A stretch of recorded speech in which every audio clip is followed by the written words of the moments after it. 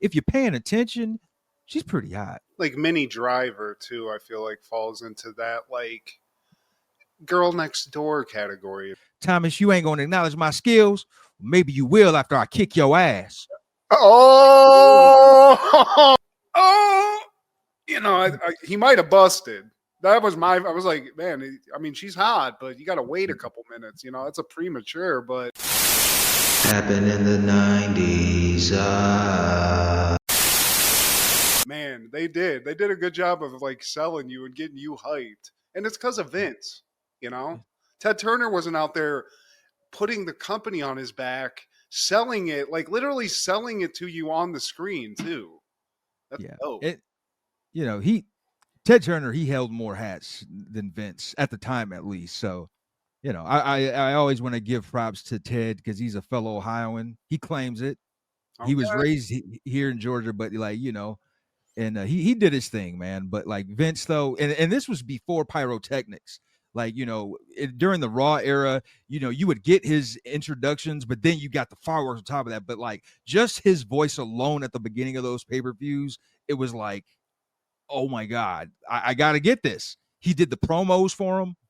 Yeah, just like his voice rumbling as they're like doing these like crane shots of just white trash in the crowd. Like people are like, yeah, they're missing teeth. And he's just like, we're here in the Minnesota, like Pepsi Dome or whatever. Just some shit place, but he made it better, dude. He's a salesman. This guy's a winner, dude. I'm sick of, well, I'm not going to go into it. Bad take, Steve. I'm just a lover of all things Vince, except a couple of things. You know? Yeah, we could do without it, man. He is my Stan Lee, and like when he passed, like I felt my comic book nerd's plight. I feel like Stan was like the friendly like grandfather, like Obi-Wan Kenobi type, and Vince is more of the, you know, the guy like what's Randy Quaid in the National Lampoons. You know, he's the party starter. Well, you can be a friendly guy in the comic book world because you're creating the stories. It's like they love the fascinating stories you create. I feel like you can't do that in wrestling. Like to True. Get where Vince is, he has to be that kind of like cutthroat kind of person. I think that at some point though, because you know, at first he was the owner / this guy announcing, and he was like sort of like the clean cut guy for the most part. He was the control against like Jesse the Body or somebody. Like he was kind of like the straight man in the duo. He was the straight man, yeah. And he embodied this like the boss, like the bad guy boss Vince that we all know and love. And do you think like he pulled like an Andrew Dice Clay at some point where he's just like fully like into that? Like he thinks he is that now? Like it transferred? Or is he just a guy that can play a part, but he has like a couple of skeletons in his closet type thing? Because I feel like at some point the persona took over, Steve. He's always been that guy. Maybe. I mean, he turns it up more when he is Mr. McMahon. And like, I didn't realize this. Like they made sure to not mention him as Vince McMahon during the Attitude Era. He was always Mr. McMahon. Once he became that person, he was Mr. McMahon. You'll respect me. Yeah. You're fired. So good, man. But I agree. I mean, he's a great just announcer. If that was all he did, he was great at it for sure. If that's all he did, man. So, what's your take on Catherine Keener? Catherine Keener, Steve. Educate me, enlighten me. It sounds familiar. You know Catherine Keener, 40-year-old virgin. Catherine Keener. Yeah, she's like a hot milfy type. You know, I think that's what the part she kind of played in 40-Year-Old Virgin. I mean, that's what she played in the 40-Year-Old Virgin. She deserves her own lane. I think she's one of the Hollywood like subdued beauties. Like I would do her, but she's not like out there Pamela Anderson kind of like she was never presented that way. But it's like if you're paying attention, she's pretty hot. Like Minnie Driver too, I feel like falls into that like girl next door category, if you will, Steve. You know, like the attainable beauty. And as she got older, she became like the hot mom, like soccer mom. Because wasn't she in Is it Marissa Tomei that too? Is that who plays Peter Parker's Aunt May in those movies? It's like kind of that same thing. It's not Keener, but you know what I'm talking about. Maybe it's not Tomei. These women that we're talking about, they came from like a they're all the same prototype almost, Steve. Like they could all be the same person almost. It seems like a psyop, if I'm being honest. You're talking about Forrest Gump's mom, aren't you? No, that's Sally Field, Steve. Sally Field. Sally Okay. Field, dude, for the like of her time, Sally Field. I get why that principal was putting the bricks to her in the house, Steve. I get it. Dude, Forrest is a G, dude. Your mama sure do care about your learning. This is Steve G and Mad G with Happened in the 90s, a show where we talk about what happened in the 90s. So get out your Slim Shady LPs and your King Griffey Jr.'s, because this is just a punk rock song. This is just a punk rock song. This is just a punk rock song. It wasn't as sensual as it usually is. Yeah, it's I have to touch on my punk rock tendencies from time to time. This one's for the fellas. For my punk rockers, my Bad Religion purists. Today, my friend, we're talking all things February 27th in the 90s. Starting off in 1993, we would lose American actress Lillian Gish at the age of 99. Gish the dish, Steve. Probably doesn't ring a bell, but it should, though, for both of us, Matt. Why is that? Because the drama center at Bowling Green, Ohio was called the Lillian Gish Theater. It used to be called that. Okay. But they removed it. They removed her name. They removed any association with her of it because she was the star of the Birth of a Nation, the old Birth of a Nation. Yes. Ooh. Yeah. Oh. Well, I don't know how to feel because now that name does something. Wasn't there something called the Gish though? The Gish Theater. Yeah, that's her, Lillian Gish. When did they take that away? Because it was there when we were there. It was there when we were there. They took it down. I want to say recently. It's like, man, y'all knew this whole time. Did y'all just check her wiki like today? History department, Jesus. Like, don't look into that though. It's cool. Gish, probably 1,000 of them back then. It's cool. Born in Springfield, Ohio. Yeah, that makes sense. I don't even know why I said that. It was dedicated on June 11, 1976. The BGSU Film Theater. It was previously named that, the Lillian Gish Film Theater and Gallery, and they removed it. And it looks like 2019 they removed it. Wow, nice way to pick up the pieces there. Just but I don't know. That's kind of crazy. Wow, this star of Birth of a Nation. Should have checked the IMDb page, guys. And that's where I went to film school. Yeah. I think that's very that speaks on my experience in Northwest Ohio right there. That's what it is. Apropos, Steve. It's very apropos. Thank you. There you go. English paid off for me. Yeah, that is crazy, but lady, you should have known better. That's all I'll have to say. Gish, you're not a dish. In fact, I won't even put you in the stove. You're not delish. Yeah.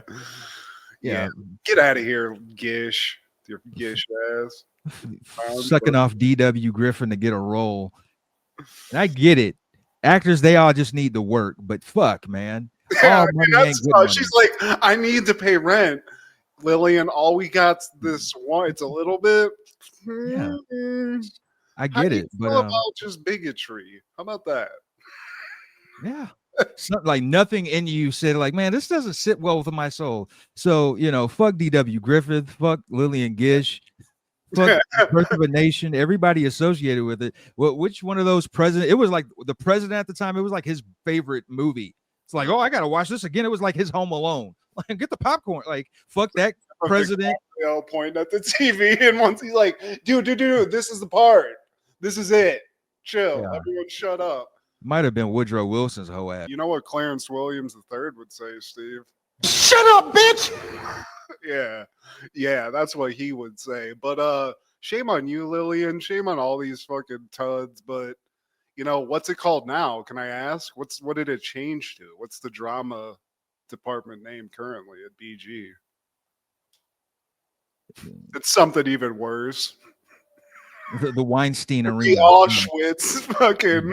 It's just called Auschwitz now. They're leading into all this fucking shit now that Trump's in.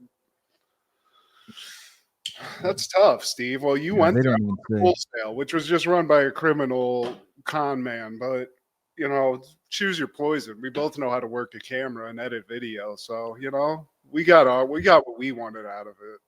And shout out to those Bowling Green students that requested it to be removed. So it all started from there. Okay, little protest. It actually did something. There you go. Nice, BG. Listening to the students. I could have done something. We were protesting something in Bromfield, Steve. I don't remember what it was. But Bush. The system. I don't know. Yeah, I was just anti-Bush, but anywho, that following year, 1994, Martin is airing season 2, episode 21, Guard Your Grill. Martin agrees to take part in a charity boxing match without knowing who his opponent will be. Oh man! And boy, this is what happens when you run your mouth, Steve. That's all I gotta say. Punks jump up to get beat down. Oh, I get it. Yeah, it's the Detroit DJ Charity Boxing Exhibition. It's the throwdown in Motown, Steve. Dozens of people have shown up to watch two DJs beat the shit out of each other, including celebrity judge Thomas Hitman Hearns, which legend. Love that. But I think Martin's taking it a little seriously. We all know he's got the skills. He's got the hands. We've seen it. He throws it down every once in a while. But he's taking it real. It's almost like he's trying to get a title, which he is, I guess. There's some kind of belt involved in this. He is Martin Raw Dog Payne. Raw Dog. But the other guy, I don't know, Steve. I don't know what the other radio station does. It seems like this guy might have a couple of screws loose. Seems a little slow. I'm not cool with it. And he's also he's under the impression that they're joking around. He's supposed to be off for show. Yeah. So they get in there. He's like, man, you actually got these people thinking that you hate me. And that's where the dog comes out, the real Raw Dog. And he's like, punks jump up to get beat down. And he's dead. I mean, dead eyed. He's got shark eyes, Steve. Oh, I get it. Yeah. Dumbo, I'm looking for you. Yeah. So bell rings, Steve. And the dog's got to eat. So he two pieces, dude. It's a Mike Tyson match, Steve. Yeah. He gets in, just blasts the dude with a combo, knocks him out. I mean, he knocks him silly. And then the big dude comes to and is like, yo, man. And this is where I'm like, I don't know if you knocked this guy stupid, but he sounds slow, Steve. It's supposed to be a charity event. You don't get it. You just don't get it. And he just runs away. He's done. Fuck this nonsense. Martin's pumped. He just beat the shit out of this guy. He's giving speeches. He thinks he's Rocky, but everyone else is like, yo, dude, this is a charity event. I think even stands congratulations to the only man to ever knock someone out in a charity boxing match. Fucking Thomas the Hitman Hearns is not, he just seems like he just doesn't give a fuck, Steve. He's not respecting the fucking Raw Dog. He's not impressed. And it didn't help that they gave him this Dollar Tree CBC belt. I mean, it's the charity boxing championship. You know what I'm saying? You gotta own it. He pieced the dude up. Bobo or whatever that big dude's name was, he could have just held him and just done the George Foreman thing and tired him out a little bit. But Martin's a champ, and now he's about to have a party to celebrate over at the crib. Steve, everyone's invited at this place, which, I mean, he's got an apartment, but, there's only 50 or 60 people here. It's cool. He does have the Hitman there, and Martin comes out to the living room. He's like, guard your grill. I can go toe-to-toe with anybody. Flow. If you're sitting down, he's throwing it right in your face too. He's like, yeah, Yeah, that's what I'm talking about right there. That Asian chick gets a face full, and she's liking it. She's like Speaks the for champ. itself. He introduced it. I mean, the champ to champ time is here. There's two champions in this room. Martin obviously wants to have his propers because he just in public beat the shit out of a guy. And he walks up to Thomas the Hitman Hearns, and he's not getting anywhere with this guy, Steve. Thomas the Hitman Hearns is again not respecting the flow. Martin asked him, like, I know you saw the fight. It's like, I was too busy checking out that fine honey. And he's like, oh, her over here? That's my woman. And then Tommy has a little aside with his homeboy, like, man, that's his lady, man. What's he gonna do with a woman That's like Lil that? Man's lady. He calls him Yeah. Lil Man, Steve. What's that? Martin doesn't like that. And then he's like, yo, man, he announces it's his lady. And then Gina tries to step in between, and it turns out like Gina actually like rode in the limo to get Tommy to this party because he didn't know where he's at. He's in Detroit. Yeah. So there's just a little miscommunication in here, but Martin obviously makes it a point to tell him what he did. But then Thomas just goes back in. The hitman's zeroed in on his prey, and he's looking at Gina. He's like, yo, we're actually about to leave, so you want to come with me? And Martin's like, yo, dude, like just aside real quick, this is a terrifying thing as a normal man if the champion of like actual boxing is hitting on your woman. I mean, it's kind of feels good, but also you're going to get punked out, Steve. In your house. And he tells Martin, like, look here, little man, wasn't nobody talking to you. And then he goes back to Gina's like, look, baby, we could take care of you. And then Martin, he's had enough at this point. Thomas, you ain't going to acknowledge my skills. Maybe you will after I kick your ass.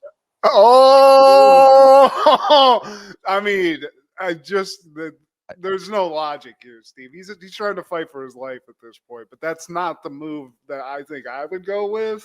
But that's what he's done. I just talked to Sugar. He called you to get Hitman. He challenges him to a fight. What is it? 2 weeks? The brawl for it all, Matt. Oh, yeah. But, Thomas leaves. Martin's left in the ashes of this promise that he's done. And now he realizes what he's done. The adrenaline's gone. People are gone. His friends are surrounding him. And he's like, what did I do? Did I just challenge like one of the greatest boxers of all time to an actual boxing match? Shit. 10 rounds? God. It's suicide, Steve. It's really what it is. It's suicide by boxer, if that's ever happened. I don't think so, but Cole, he steps in. He's like, man, like, what are you worried about? I saw him at the airport this morning. Getting on a plane, man.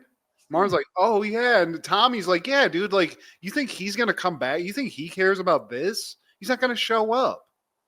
So now Martin's like, the wheels are turning. He's like, oh, okay. So he's like, well, I'm just not going to show up either. He's like, Cole's like, no, man, you're going to look like a punk if you don't show up, ready to go. So now that's the move. They're like, well, there's no stakes.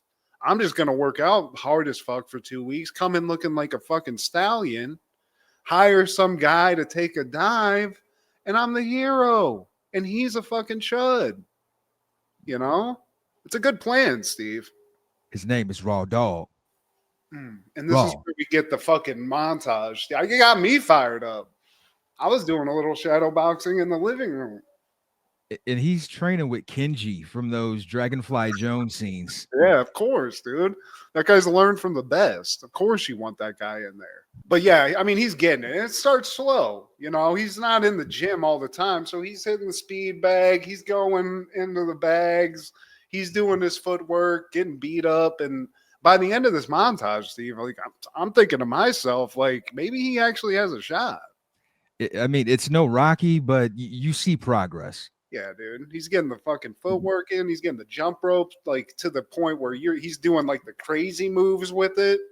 The little like nunchuck moves that they throw in when they're really good at jump rope. He's doing it all. And I'm impressed. He's ready to go. Cole, and throughout this montage, I just have to say, can't work a water bottle to save his life. He's just spraying him. I mean, bukkake-ing him with water to the point where by the end of it, he's taped up and he's basically just like a cup holder. He ain't doing nothing else. But now it's time for the fight, Steve. This is it. And Stan introduces him. It's Martin Raw Dog Payne, and this Asiatic looking brother right here, Kenji. Kenji is, I mean, to be honest with you, I feel like that's not a great move either, because that's a big dude. But Martin's, he's scrappy, so he's getting ready to go. He's feeling good, but he turns his back, and Kenji gets a little tap on the shoulder, and it turns out Hitman didn't leave town, Steve, and he brought the gear. He's ready to go. He's ready to go, man. And then by the time Martin turns around, he sees it's Thomas the Hitman Hearns, not Kenji. And he's like, Cole, I thought you said you saw him in the airport. Oh, I guess he was coming in, not leaving. Oh, Cole. Tape his ass up, Steve. But now there's nowhere to go. He has to just survive this. He's stuck in the ring with the fucking tiger right now, Steve. How you doing? What are you doing here? Came here to get my ass kicked. Man, I said you was the get hit, man. I'm sorry, man. I mean, he totally bitches out. Gina's obviously terrified. But Stan always has the golden advice. You know, Martin, sometimes it takes a big man to run like a little girl. And so, I mean, the consensus is get the fuck out. Curl up like a grizzly when a bear attacks you and just take whatever you got and get out of here alive. But he ain't going to do that, Steve. He's got his woman here. He's got the fucking Detroit on his shoulders right now. He can't go out like a punk like that, Steve. So the training starts kicking in, and it's not doing much, to be honest with you. He's getting tagged up. Thomas is just basically fucking with him, It's a lot of below the belt. Yeah. I mean, obviously he's throwing an uppercut, but that's just a nut shot to Thomas the Hitman Hearns, who's got to be above 6 foot, He's going for the legs, and I hear the commentators say he thinks he's Antonio Inoki. Then he gets knocked through the ropes. It's like, give me a bucket of fries, 2 chitlins, and a bucket of sunflower seeds. He tries to fight the ref at one point. Like he just doesn't know what's going on. And at some point though, Steve, there's like this just golden moment where he's getting it. He hits him with one. He gets that little body combination. He throws like a little Van Vader shit going on in there. A couple of body shots. Little comeback. He feels great. What he should have done is just, keep the pressure on. But what he does is be like, yo, Gene, I'm doing it. I actually hit this dude.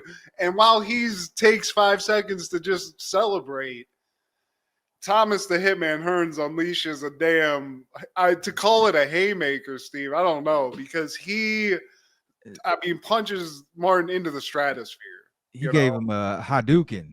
Yeah, definitely. Shoryuken. I mean, everyone's just watches it. It's one of those shots, like the Free Willy shot, where you're just like looking at something. Pam's laughing her ass off while Martin's flying through the air, which I just love that. And then we look, and it's like a Looney Tunes cartoon, Steve. He gets punched into the wall. It looks great, but he even punched 10 feet, whatever, into a wall. He's like, man, I didn't give up, man. And he even gets propers from Thomas the Hitman Hearns, Steve. Yeah, little man, you got heart. I want to go home, Gina. If you ever encounter somebody that talks like that, like a lift, like that, that person's gotten into a lot of fights. Yeah. And he's a big dude anyway. So you don't want to just go at somebody when you're half the size and he could fuck somebody up. Because, it's on video. You know what I'm saying? It wasn't a secret. Like that's one of those indicators, man. Like you're that big with a lift, or like you got cauliflower ear. Leave that man alone. Yeah. Just, understand, look at from his side of it. He's been dealing, like you said, he's got 30 years of just fucking, also just dealing with like some bully from his past. That's probably why he's hitting so hard. He's like, shut up. I came here to get my ass kicked.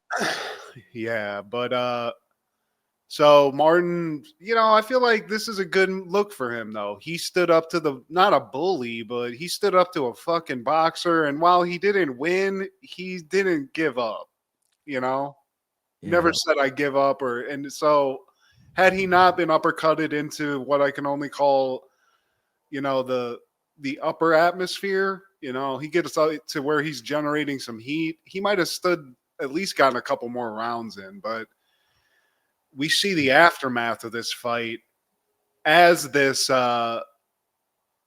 he's in his apartment with Gina. She's like, come on, just come out. Nobody's here. Nobody's going to see you. So we don't know what to expect.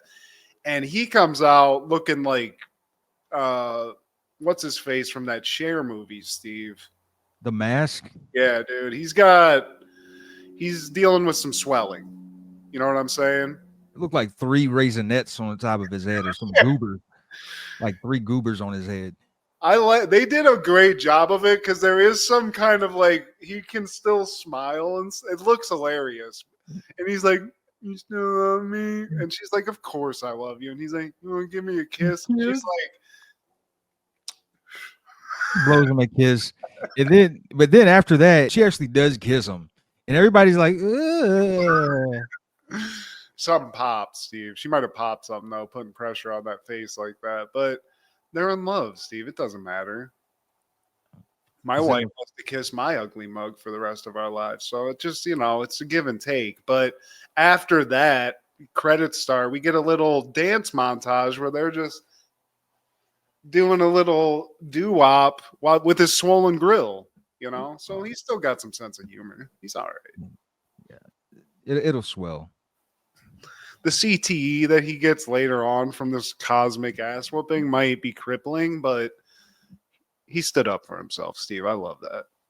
In 1996, Third Rock from the Sun is airing season 1, episode 8, Body and Soul and Dick.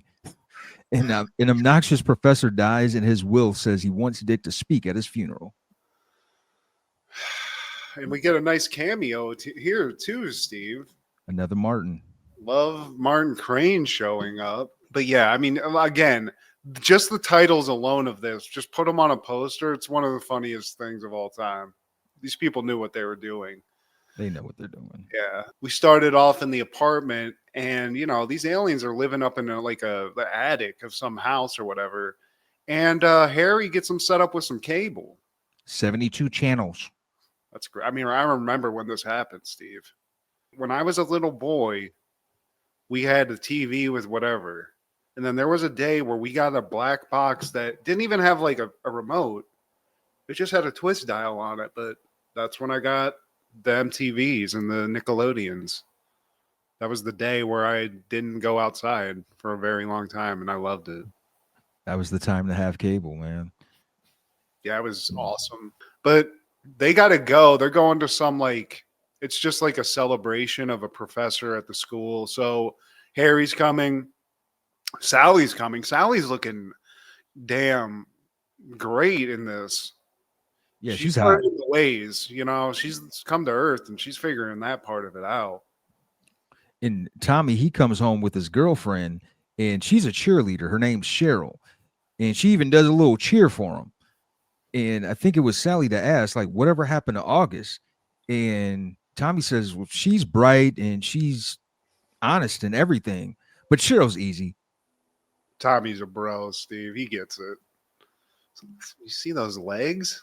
So Tommy's a coxman. He's going to get something with this cheerleader. They go to this party. It's for one Dr. Hanlon, I believe is his name in the show, played by Martin Crane. John Mahoney, great actor. Again, wild, he's British. I don't think if you watched him on TV, you would have thought that. Never would have thought that. In this show, Dr. Hanlon's a cunt. To be kind of political about it, he's just pretty upfront about hating basically anything, and he doesn't hesitate to tell you about it. He calls people bootlickers to their face, which wild thing to call somebody, but also baller. I feel like pretty cool. It's like Vince McMahon level. He even tells them, like, not that I don't mind getting my boots licked, I just find you all contemptible. Nina shows up and he's like, Nina, why are you here? You're secretary. You're a secretary, yeah. Fuck out of here. And he sees at some point, Dick shows up with the squad, and Hanlon likes Dick because he loves Dick. It's a thing of his, but because he's honest. Dick has this. He's an alien, so he's kind of has this weird way of talking to people that's upfront as well, and he doesn't really. I mean, in the first conversation we see, he's like, "Oh, I think you're a piece of shit," basically. He's like, "You're crazy." They have like a back and forth. It's just basically grumpy old men, I like you, Solomon. No one hates me more than your friend, Dr. And then Jane Curtin chimes in, Albright. It's Albright. Yeah, whatever, you crazy broad. Yeah. Anywho, guys talking. So they have a little conversation. Dr. Mary talks to Dick after their little interaction. She's like, dude, that guy is... he sucks. I hope he dies. Like, she just says it. I mean, and this is a dangerous thing. I've seen this happen in real life. There's an implication when you do this that's dangerous. So she wishes death upon this guy, and he is a prick. I understand that. And then he runs into Sally, and he's like, oh, you're Dr. Solomon's secretary. You're better looking than he is. And then she's like, hey, I'm up here. Oh, that's what they all think. And then she grabs him by the neck, and he's like, oh, Amazon woman's going to manhandle me, huh? And this is the first boner he's had in years. So she's like, ugh. She lets him go. But he like goes, he's like is over by a table, and then he just is like, oh, he might have busted. That was I was like, man, she's hot, but you got to wait a couple minutes. It's a premature, but it's not a bust, Steve. His heart gave out on him. I think he's dead. And then Dick's like, Dr. Albright, your wish came true. Everyone's like, bitch, what the fuck? Yeah. And so quick blink and you miss a cameo by John Mahoney, but a very impactful cameo, I'll say. So dude's dead. We cut back to the apartment. And Tommy's just trying to help the cheerleader out with whatever, but basically trying to get some. But then he goes out to get like a Dr. Pepper or something, and August shows up because they have a science project to do. But he's like, because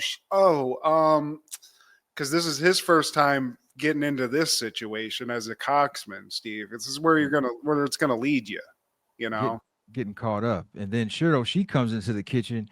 And August is like, Cheryl, there's something different about you. Is it your hair? Oh, no, you're holding a book. Yeah, they're clearly, it's nerd versus cheerleader energy. Tommy's just sort of, he can't figure it out. He's just like mush mouth. He's like, August, like, because Cheryl goes back into the room and she's like, it's fine. Like, we didn't want anything anyway. So I'm just going to go. And she just leaves. And he's like, but August. But then he's like, oh, because Cheryl comes back and is like, where's my soda? Okay. That's not diet soda. She's one of those, Steve. And I cut back to the rest of the crew. Sally thinks she killed Dr. Henlon. And I think it was a doctor or coroner who said, like, I think we all know why Dr. Henlon died. He ignored his diet. He did it to himself. And they're like, cool. So it wasn't us. And they just start hammering the buffet, Steve. Bet. Everyone else left. There's a bunch of sliced meats on this table at least. I'm going to make a couple of cracker sandwiches. Man, my own charcuterie board. Yeah, dude. Private. So there's a man dead. I do like how they try to get out like fucking cartoon robbers too. Like when they think they're going to get arrested, they're like, all we got to do is just sneak out real quick. And they're like tiptoeing past the cops. Now these aliens, I guess, they don't die, but they don't have any concept of death. So now they're in the apartment, like sort of pontificating about how this can happen, like how it's so sudden. It's very philosophical, Steve. In the office, Nina brings in a note to Dick, and it's requesting that he does a eulogy. It's basically a pre-written note by Dr. Henlon that's requesting him to do the will or the eulogy. Yeah, and Dick's like, he wants an honest eulogy. Like, I'll just be like, good riddance, and let's call it a day. And Mary's like, You can't do that. You can't give an honest eulogy. It'll just be an insult to the man. So you can't do this, Dick. Don't be a dick, Dick. And Nina suggests, how about we love him more today than yesterday? Perfect. It's concise, gets you in and out, gets you right to that table with the sliced meats. So again, you get the house. So now this is on his plate. This is crazy too. I don't like how this can randomly happen. I guess it's a beautiful thing to be asked to eulogize somebody, but somebody you don't know, it's tough. I'd be like, huh? Me? Doesn't he have a brother or something? Somebody? Anybody. The guy who hates him, he's that much of a bitch or of a cunt, Steve. He just is so hateful that he wants to go out in just a hateful way, even to himself. And back at the house, Cheryl, she's over there still cheering when they're supposed to be studying. Tommy's over it. I think he's just like, yeah, this is a waste. She's annoying, Steve. She's got like hostess energy. It's like you don't have to scream cheer everything to us in this fucking apartment. Everyone's over Cheryl, to be honest with you. I'm more of an August person myself. I like the energy she brings. But Dick's working on this eulogy. And now, I mean, he's so desperate. He's got Miss Dubček he's trying to get something off of her. He's like, I've got to do this eulogy. Like, have you ever gone to a funeral? Have you ever heard a eulogy? And she's like, my second husband's funeral. She says something really trashy, but that's who Miss Dubček is. And, it gives Dick a little food for thought, I guess. It's a different way to go with it. He even asked her to come because he's like, I just need a babbling eccentric to create a diversion. That's what it was. Her story was somebody did something and then they just they forgot to do the eulogy. So he's like, oh, okay. All right. So there's the Dubček method, which he might have to pull the emergency cord and do that. But, for right now, he's just still trying to figure it out. So then we cut to class and he's doing, freaking Goodwill Hunting math on the board, Steve. I don't know. It's a crazy thing. He's like, you know what, guys?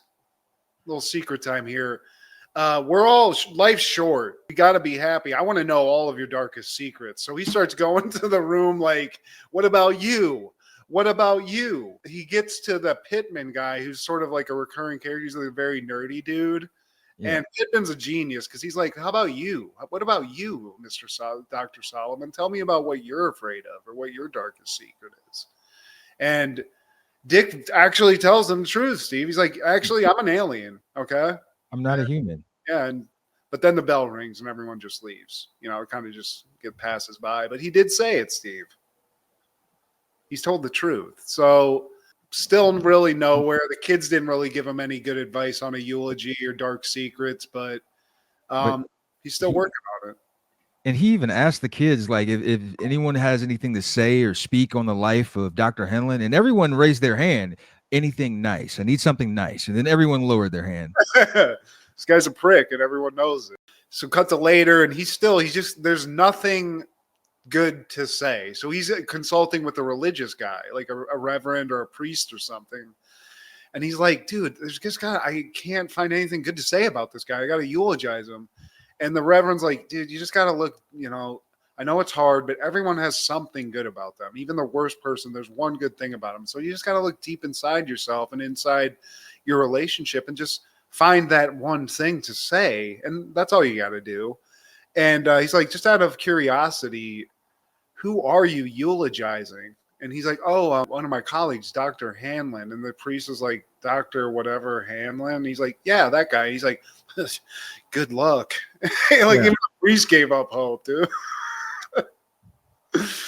There's nothing good about him, dude. Mahoney's just a beast in this timeline. And then back at the apartment, Tommy's studying with Augustine now on the roof. And he tells her, like, hey, I don't want Cheryl. I want you. Like, how do you feel about that? It's like, well, if you want to be with me, take me to someplace nice. It's like, okay, I got it.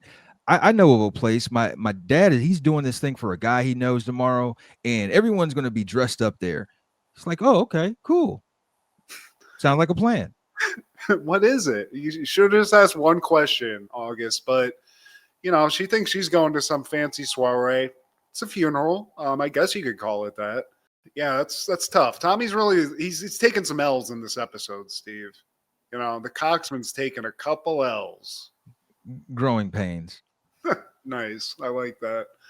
Later, like that night, everyone wakes up because Harry is like talking in the kitchen, and everyone like they come out and they're like, "Hey, who are you talking to?" And he covers up this person he's talking to, like to hide it. And they're like, "Who is this? Like, what's going on?" And they take the cover off. This is fucking crazy. But Harry like absconded with Dr. Hanlon's dead body somehow. So many questions. Like, And he's just talking to a dead body. This is cryptic. This is yeah. dark in a way. You know, I don't know. It's only a 30-minute show, so like they have to leave a lot out. But yeah, so many questions. Yeah. And Dick tells Harry, like, hey, that's not Dr. Hamlin anymore. He's an empty vessel. And I can't remember who asked, like, will our bodies end up like that? It's like, well, no, because we'll be in a different universe. Like when these bodies die, we're just going to go home. You know, like that's basically what his answer is. I don't know if they bring that up here, but they do have that conversation. So we cut to the funeral. August gets there, sees exactly what it is immediately, and is like, "Is this a fucking funeral?" And Tommy's like, "Yeah, is that a thing? Like, what's wrong?" Because he's an alien, he doesn't understand the implications. And I mean, to her credit, she doesn't leave. I guess You didn't see all the marked cars in front of the church or wherever they're at, but yeah, like Dr. Solomon, he does a eulogy, and it's actually he's saying some real shit. He's like he was governed by the law of physics, as are all living things. It is a scientific fact that hearts and clocks slow down as they approach the speed of light, the point at which matter is converted into energy. Dr. Hanlon's heart approached that speed on Friday evening at 7:57, according to the coroner, converting his matter into energy, into pure white light. Though he is no longer with us, he is all around us. And then Jane or Mary, awesome. she's that was beautiful. That's absolutely beautiful. And then she just runs out. She's just like torn. I mean, that's a good one to say for anybody who has to do a eulogy. Like, that's a good go-to because honestly, that's great. It's beautiful. It's beautiful. He touches everybody. I don't think this is the eulogy that the hateful Dr. Hanlon would have wanted, but he got something nice on his way out. So he's done his job. Dick's succeeded. Dick's done what Dick usually does and uses his high intellect in some way to just mistakenly like win. So now we cut to the ending. It's not on the roof. They're actually like on the. I think they're in their car, which is like a convertible, and they're just like looking up at the sky. Yeah, And they're just still like kind of fucked up about the concept of death. Like Dick's like, it just makes me want to like share my life, like share this with somebody. You know, savor every moment. yeah. And Harry's like, I want one of those cheeseburgers with the 3 buns. I do too, honestly, Harry. I'm Harry, honestly. That's a simple life is what you really should strive for. This is where Tommy does ask Dick, like, what's gonna happen like to us? You know, we've taken these bodies over, but like when they die, are we gonna die? Are we just turning into nothing? And Dick's like, no, we'll go back to home. And they're like, well, how do we know when that's gonna happen? And he's like, well, we're going to stay here until we learn everything there is to learn about life. And so Jesus. And Harry's like, well, good thing we have cable. Exactly. That's everyone, Steve. Harry's the everyman. But just another great episode of Third Rock from the Sun. Dick succeeds yet again. You know? Shout out John Lithgow. On that same day in 1996, Bad Religion released The Gray Race. And I know you're not big on Bad Religion or even punk for that matter, but I had a spell of punk rock in the high school years, and I think I kind of left it there. And Bad Religion was one of the bands I listened to, man. It brings back good memories. And, you know, I can relate to their plight, Matt, of the suburbs of Los Angeles, that punk rock group, Bad Religion. I just never like, what's their hit? Because I've heard of this band, but I'm just so unplugged to punk music. it's not my thing. That I don't know how far back does it go. Bad Religion goes back to the 80s, man. And on this album, I liked punk rock, and then there's a song called Walk, but I don't think they ever like hit the billboards like that, man. Not like Offspring or Green Day or even hell Rancid. I think they were on the charts for a little minute, but yeah, I mean, that's a thing. Like, I feel like, and that's kind of the inherently like what punk is, like underground by definition, right? It's like not right. supposed to pop off, Rebellious, and yeah. But it also gives me like that Californiaville, like that Offspring music always gave me. Like it takes me to California, to Bakersfield or wherever, man, and like it feels sunny, it feels happy, it feels free. It's very fast paced. The songs are like 2.5 minutes, maybe 3 sometimes. Is Offspring punk? They started off that way, but over time, slowly they became like more alternative and then just kind of like rock. But yeah, like Smash isn't really necessarily punk. There's no, I mean, there's they have fast paced, like true. You're the expert. Bad Religion, never listened to them, you know, so I can't tell you, but I love the name. Yeah, I feel like if you don't like punk, you're not going to rock with Bad Religion. But it just doesn't. It's not. I mean, I don't know. It's just a crazy music, you know. To each his own. I know there's it's more to me like the allure of punk is like the vibe of punk, and like the definition of being like counterculture and shit like that. But the music, I'm not.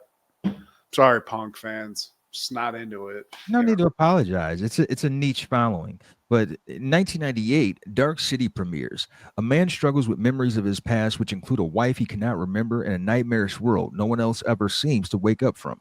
Directed by Alex Proyas, starring Rufus Sewell, Kiefer Sutherland, Jennifer Connelly, Richard O'Brien, Ian Richardson, and William Hurt.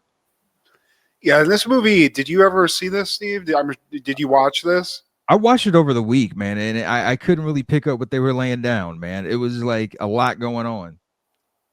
It just seems like, I don't know, it's just a crazy movie. There's a lot of crazy visuals. It's creepy. There's like these weird, like white, just powder looking dudes in like BDSM suits and shit.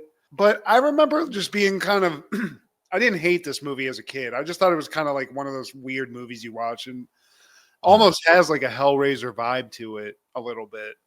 So you saw it when it first came out? I mean, I saw it on like VHS. I don't know if it was exactly, you know, whenever it released, I saw it. I remember watching it with my boys in Charlemont, but it looks cool. I will say that. Alex Proyas, I know he's directed other very cool like things, and it's always sort of like dystopian stuff, I think, for the most part. And that's kind of what this is. Yeah. Dark City is like you said, it's the secret underground. There's some sort of weird telepathy or like mind control shit that these weird powder guys can do, or they're manipulating reality. It's a whole thing. It's a crazy fucking movie. Let's just you want to put a tagline? It's a crazy fucking movie. Pretty much. And I feel like I shouldn't have watched this casually. It's not a movie you can watch casually. You have to kind of be all in. And like, you know, I was on the laptop and I was going back and forth, and it's just like, there are certain things like none of it is going to make sense, man, if you look down long enough. Yeah, and I think it's purposely kind of meant to confuse you a little bit, because I don't think they ever like state like when it's supposed to take place. It's like seems to take place like the way they like Kiefer Sutherland looks is like kind of steampunky. You know, there's just like a weird. That's really the best thing I can say. I think there's probably like things that they like concessions that had to be made, because I feel like this is just a movie where the guy making it wanted it to be like this insanity, and like somebody stepped in and like minimized that a little bit and probably changed it, which is why it's probably not as good as it, you know, like you said, you kind of get bored watching it, but I think it's kind of worth a watch. It's nice to see Kiefer Sutherland do something like this. It's kind of it's a kooky fucking movie, dude. That's all I can say. On that same day in 98, The Real Blonde premieres. Joe and Mary live in Manhattan. She's the breadwinner working as a makeup artist. He's a wannabe actor working as a waiter. When a friend gets a soap part, Joe Lowers His Standard, directed by Tom DeCillo, starring Matthew Modine, Catherine Keener, Daryl Hannah, Maxwell Caulfield, Elizabeth Berkley, Marlo Thomas, Bridget Wilson, Buck Henry, Christopher Lloyd, Kathleen Turner, Dennis Leary, Steve Buscemi, and Dave Chappelle. Jesus Christ. Yeah. How did they have a budget? Jesus. And this is actually a continuation of Living in Oblivion, that movie that was showed at like every film class with Steve Buscemi and Catherine Keener. Yeah, it's behind the scenes of like how movies are made, dramatization. Yeah, that was definitely in my education as well, Steve. I love that. That was the go-to. And I would recommend this over watching Dark City. I actually watched this. It's available on Peacock, and you do see a little bit of Bridget Wilson titty. Okay. She never showed that. This is Sonya Blade, Veronica Vaughn, you know. And Yeah, okay. Yeah. She plays a hot little model, and Catherine Keener, she plays a makeup artist. Matthew Modine's Mr. Sergeant Joker. He's the wannabe actor that's a waiter, and like all their characters are tied into each other because Matthew Modine, he's dating Catherine Keener, who's doing work with Bridget Wilson, the model, and she is dating Maxwell Caulfield, Mr. Rex Manning from fucking Empire Records, and he's a dick. He like Maxwell Caulfield, he's actually getting work. He's on a soap part, and he has this thing with his co-star, who's played by Kathleen Turner, who's also hot in this. And yeah, it becomes a whole thing. It's actually really well done. Steve Buscemi, it's the same character that he had in Living in Oblivion, and Dave Chappelle plays like his assistant. He has a small, like I think he's only in like maybe 1 or 2 scenes. What year is this? 99? This is 98. Okay. About a month after Half Baked came out. Yeah. That was I don't know, man. It's crazy they continued that. I didn't know there was like a continuation of that Living in Oblivion thing. Well, that was directed by Tom DeCillo too. That's crazy. Well, congrats. I mean, it caught on. Were these like popular movies? Because I only know them, that one specifically, because of film school. And I didn't think too much of it, even though it had like Buscemi and stuff. I mean, I thought that was cool, but I think at the time it was probably only known around film students, probably. Yeah, because it is kind of like a student. It almost has that feel a little bit like a student film about making movies. But hey, that's cool, man. I mean, for sure. It wasn't my thing, but to me, the best making of movie is Full Tilt Boogie, where they cover making Dusk Till Dawn. Sorry. Yeah, I remember we watched that. It's good, but this is cool. And I mean, anything with Buscemi, you got to respect, dude. Buscemi's a legend. And Chappelle and Bridget Wilson titty. Bridget Wilson titty. I'll watch it just for that, Steve. Yeah, so fine. And Veronica Vaughn. Yeah, Hall of Fame for her. But any callbacks, honorable mentions, or takeaways? I watched, and this was in the 90s. The first X-Men movie, Steve, with Hugh Jackman, like the first. That was like 2000, 2001. No, was it? We definitely would have talked about it at this point. I worked at the movie theater. Anyway, well, I guess that's out. But I did want to I don't have anything to discuss now. So no, I don't. How about you? Yeah, X-Men, that was July 14, 2000. Damn. Well, it was a few months off. It was close. It was almost there. But it was a good movie. That's all I was going to say. I was going to say shout out Hugh Jackman for just being he did it, Steve. He helped bring the comic book movies to life. So I love that. There's nothing wrong with that. Shout out to the man anyway. Hugh Jackman, he's the only person I feel suited for that role. It's hard to not see anybody else. That's for goddamn sure. I mean, they're going to keep using him. They made the joke in Deadpool and Wolverine that he's going to be playing the character until he's like 90. And that might not be inaccurate, Steve. The man was made for that role. Like he must love doing it. I mean, you got to the dude gets, no pun intended, jacked. Jackman gets jacked for these roles. So he must love it, you know? Yeah. It's blasphemous to think of any other person in that role. I mean, I'd love to see who they bring to the table, but it's going to be tough.